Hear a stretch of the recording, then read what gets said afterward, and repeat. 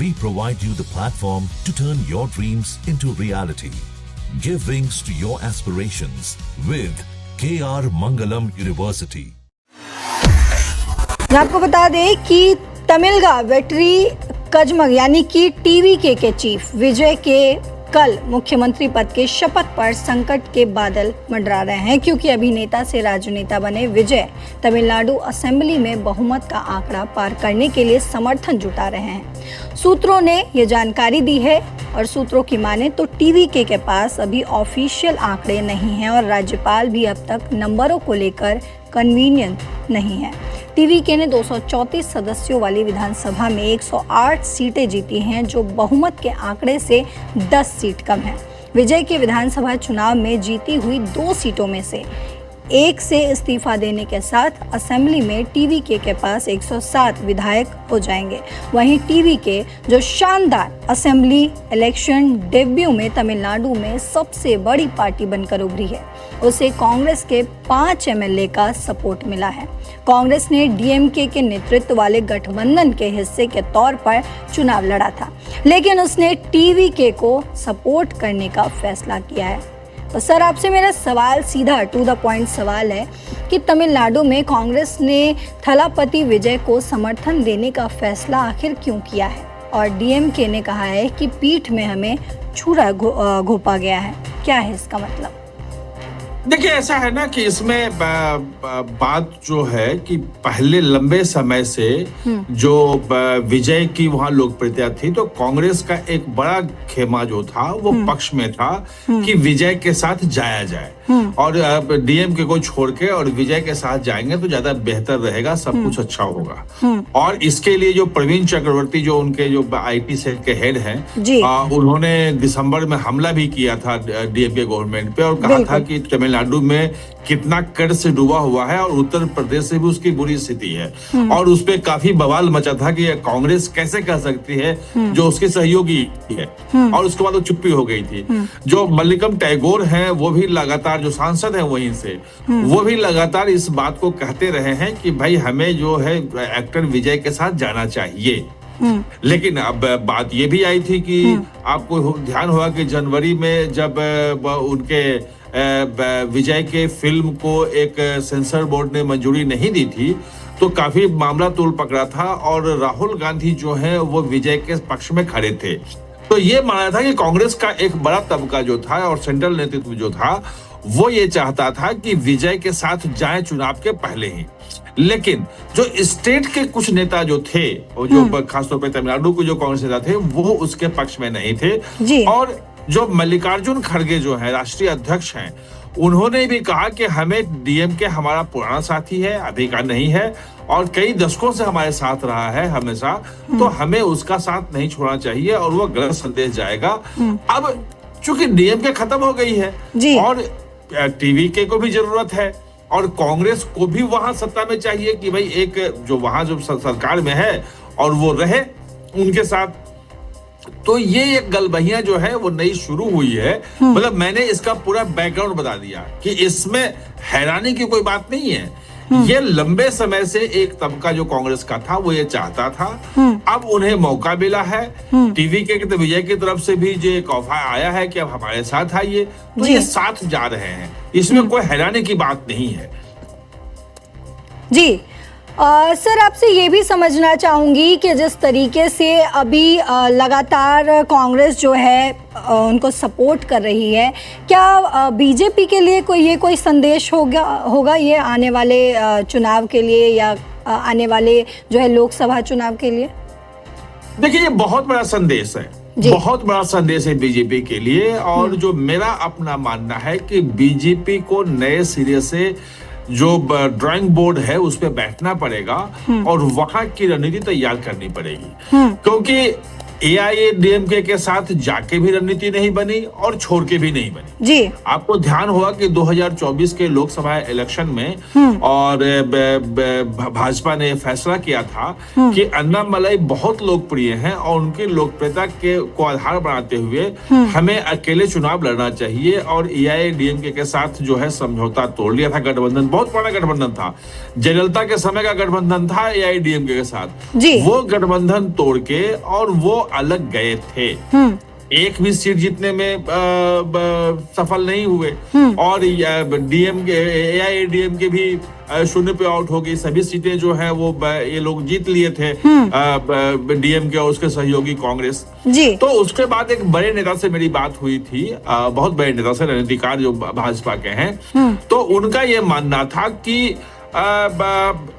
DMK के साथ गए बिना हमारा कोई चारा नहीं है जी। और हमें फिर से जाना पड़ेगा। और उसके बाद हमने दैनिक जागरण में खबरें भी लिखी थी कि ये DMK के साथ फिर से गठबंधन होगा और वो इंडिया में आएगा। खैर 6-8 महीने बाद चूंकि वो तय था तो उनकी वापसी भी हो गई। अब समस्या ये हो गई वहां पे कि AIADMK जिस ढंग से जो EPS जो है प्रेरक स्वामी जो हैं, तो वो जिस ढंग से EPS काम कर रहे हैं वो लोगों को एकोमोडेट नहीं कर पा रहे हैं। अमित शाह लगे थे, अमित शाह लगातार उनसे मिल भी रहे थे, बात कर रहे थे। अमित शाह की कोशिश ये थी कि AIADMK के जितने धड़े हैं, चाहे शशिकला का हो, दिनाकरण का हो और बाकी जो छोटे छोटे हैं, सब एक साथ आ जाएं।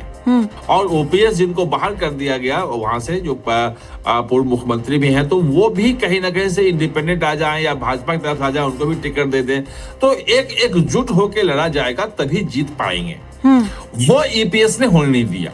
और जो भाजपा को जो टिकट भी मिले, मतलब 27 शायद उनको सीटें मिली थी, जहां मुझे ध्यान है 25 या 27, उसमें से 18 ऐसी थी जो AIADMK भी नहीं जीत सकती थी, वो भाजपा को दे दी। तो भाजपा का जो देखो कि 2-3 पे जो सिमट गई है भाजपा का, शायद एक ही से जीत पाया है, शायद जब मुझे ध्यान है एक सीट भाजपा को वाला आई है। तो भाजपा को यह सोचना पड़ेगा कि अब आखिर वहां करना क्या है। एक और अंतर वहां से है, एक चीज और वो आपको समझना पड़ेगा तमिलनाडु का, कि एक्टर विजय जो हैं, उनकी पॉलिटिक्स जो है, जितना अभी तक उन्होंने भाषण दिया है, सब कुछ किया है, उन्होंने ये कहा है कि पॉलिटिकल अपोनेंट हमारा DMK है, DMK को हराना उद्देश्य है, DMK को खत्म करना है, DMK के खिलाफ चुनाव लड़ रहे हैं। लेकिन आइडियोलॉजिकल जो अपोनेंट है, आइडियोलॉजिकल जो विरोधी हमारा है, वो BJP है, यानी कि BJP से कभी हाथ नहीं मिलाएंगे।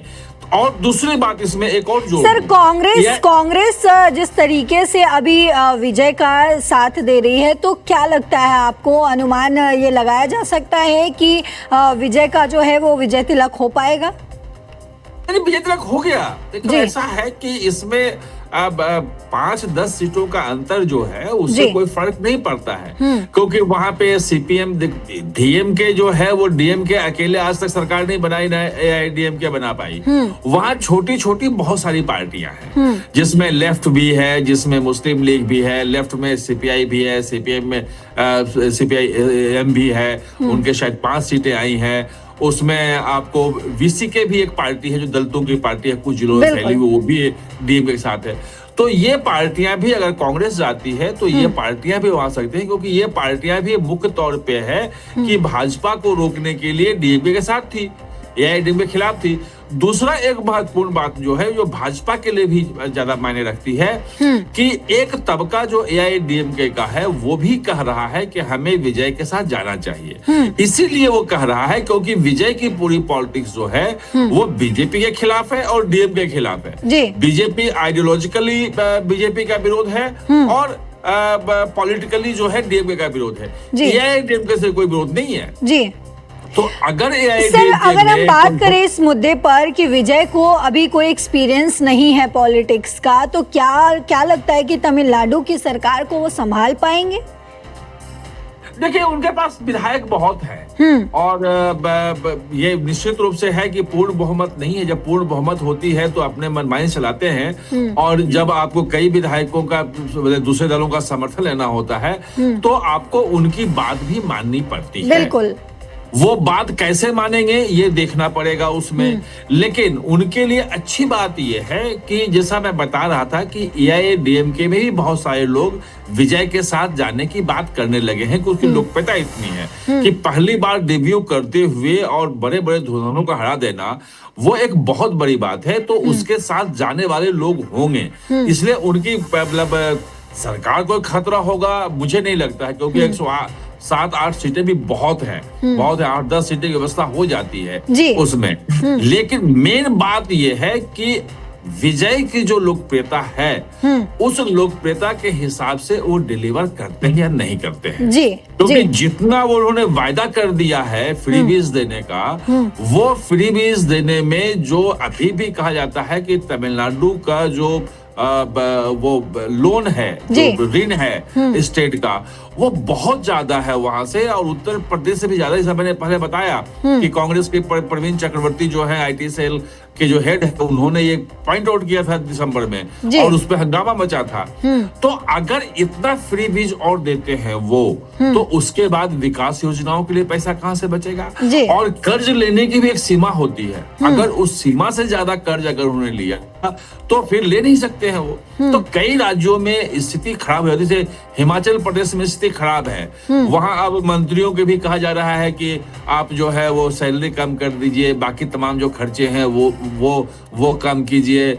बहुत सारे वहां कट किए जा रहे हैं खर्चों में। तो वो स्थिति को कि वहां भी फ्री भी जिस ढंग के वादा किए गए थे वो दिया गया। तो विजय के सामने एक बड़ी समस्या, बड़ी चुनौती ये होगी। लेकिन जैसा कि हम देखते आए तमिलनाडु की पॉलिटिक्स जो है वो अभिनेताओं के चेहरे पे याद चलती है। जयललिता ही दिनों तक रही, एमजीआर वहां बड़े नेता के रूप में रहे, और करुणानिधि भी एक लेखक के रूप में ही थे। उनका एक राइटर थे, कवि थे, वो तो एक लेखक के रूप में उनकी ज्यादा पहचान थी। तो उन लोगों की रही है, और एक्टर विजय के पीछे भी वहां तो मतलब जो सर आपसे एक बहुत महत्वपूर्ण सवाल पूछना चाहूंगी कि क्या लगता है ये जो अलायंस हुआ है अभी तमिलनाडु में, कांग्रेस ने जो विजय के साथ अलायंस किया है, टीवीके के साथ जो अलायंस किया है, क्या आने वाले लोकसभा चुनाव में इसका फायदा जो है वो कांग्रेस को मिल सकता है? चुनाव तो वहां है नहीं जी। अब चुनाव जो है वो 2029 में लोकसभा का चुनाव होगा। लोकसभा का चुनाव कैसे होगा, किस रूप में होगा, क्या वहां मुद्दे होंगे, ये कहना मुश्किल है। वहां पे एआईएडीएमके और बीजेपी का गठबंधन रहता है, नहीं रहता है। बीजेपी फिर 2024 की तरह अकेले जाने का फैसला करती है, नहीं करती है, वो देखना पड़ेगा। सर मेरा सवाल ये है कि क्या इसका फायदा जो है कांग्रेस को आने वाले लोकसभा चुनाव में मिल सकता है? देखिए, उस पर निर्भर करेगा कि विजय की लोकप्रियता कितनी बनी रहती है जी। क्योंकि अभी 3 साल का समय है, 3 साल बाद लोकसभा चुनाव है। अगर वो ढंग से डिलीवरी कर पाए, क्योंकि उम्मीदें बहुत ज्यादा होती हैं, लोकप्रियता अगर हो और इतना आपको बम्पर सीट मिल जाए तो लोगों की उम्मीदें बहुत ज्यादा, खासतौर पे यूथ की उम्मीदें बहुत ज्यादा है। और जब उम्मीदें बहुत ज्यादा होती है और डिलीवर नहीं होता है तो लोग नाउम्मीद भी बहुत जल्दी हो जाते हैं जी। तो वो अभी बहुत दूर की बात है। लेकिन हाँ, अगर लोकप्रियता बची रही उनकी तो निश्चित रूप से जो लोकप्रियता उनकी है, जितनी भी सीटें इनको मिलेगी कांग्रेस को गठबंधन में 2029 में, तो उसका फायदा कांग्रेस को मिलेगा। अगर लोकप्रियता कम हो गई, एंटी इनकम्बेंसी 3 साल में आ गया, तो उसका नुकसान भी झेलना पड़ेगा। दोनों चीजें हैं जी। सर, हमारे दर्शक ने एक सवाल पूछा है कि कांग्रेस की धोखेबाजी के बाद क्या इंडिया गठबंधन से डीएमके अलग हो जाएगा? लेकिन डीएमके के पास कोई चारा नहीं है अभी जी, क्योंकि डीएमके की जो पॉलिटिक्स है वो द्रविड़ पॉलिटिक्स है, और वो पूरी पॉलिटिक्स सेंटर के खिलाफ और बीजेपी के खिलाफ उसकी सेंट्रिक रही है जी।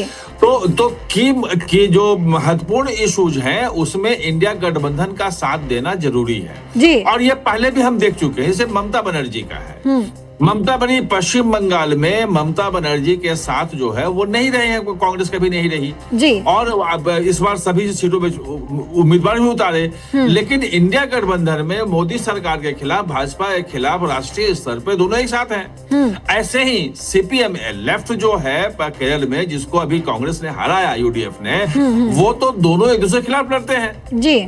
वहां तो हराया भी एक दूसरे लड़ते हैं। हाँ। लेकिन सेंटर में देखेंगे तो इंडिया गठबंधन में कांग्रेस भी है, इंडियन मुस्लिम लीग भी है और सीपीएम भी है, उसकी सहयोगी पार्टियां भी है। तो ये इससे अब डीएमके के निकलने का कोई जरूरत नहीं है, और उनकी जो पॉलिटिक्स है उसमें वो निकल जाएंगे। ऐसा नहीं करता। सिर्फ एक बार ऐसा हुआ था कि जहां तक मुझे ध्यान है कि 2000 वाजपेयी सरकार के समय में जी डीएम के साथ भी समझौता हुआ था और वो एनडीए गवर्नमेंट में पार्ट में थी। बालू भी उसमें मिनिस्टर थे, वो सब कुछ था। लेकिन बाद में वैचारिक रूप से चूंकि एक मिलते नहीं थे, वो अलग हो गए और उसके बाद जो आप कह सकते हैं कि 20-22 सालों से डीएमके और कभी बीजेपी के साथ आई नहीं है, तो इंडिया गठबंधन से बाहर हो जाएगी इसकी तत्काल उम्मीद करना मुश्किल। लेकिन हाँ, वहां जिस ढंग से पूरे राजनीतिक समीकरण को जो पिछले 1969 से जो चला रहा था उसको गड़बड़ा दिया, उसको छिन्न भिन्न कर दिया है विजय ने। अब वो छिन्न भिन्न हुआ है तो कौन कहां जाके जुड़ेगा, किससे होगा, क्या सेटलमेंट होगा, वो अभी आपको 1-2 साल देखना पड़ेगा। तब तमिलनाडु के राजनीतिक समीकरणों का स्वरूप जो है आपके सामने स्पष्ट हो पाएगा। जी, बहुत शुक्रिया सर आपका तमाम जानकारियों के लिए। तो आपने समझा हमारे एक्सपर्ट से कि किस तरीके से तमिलनाडु में एक बदलाव की लहर जो है वो कहीं ना कहीं बहने लगी है, लेकिन इसका असर आने वाले लोकसभा चुनाव पर क्या कुछ होगा, क्या इसका कांग्रेस को फायदा मिलेगा, ये आने वाले समय में पता चलेगा। लेकिन इस पर जो भी अपडेट्स हैं तमाम दैनिक जागरण के वेबसाइट पर और दैनिक जागरण के यूट्यूब चैनल पर लगातार अपडेट दिया जा रहा है।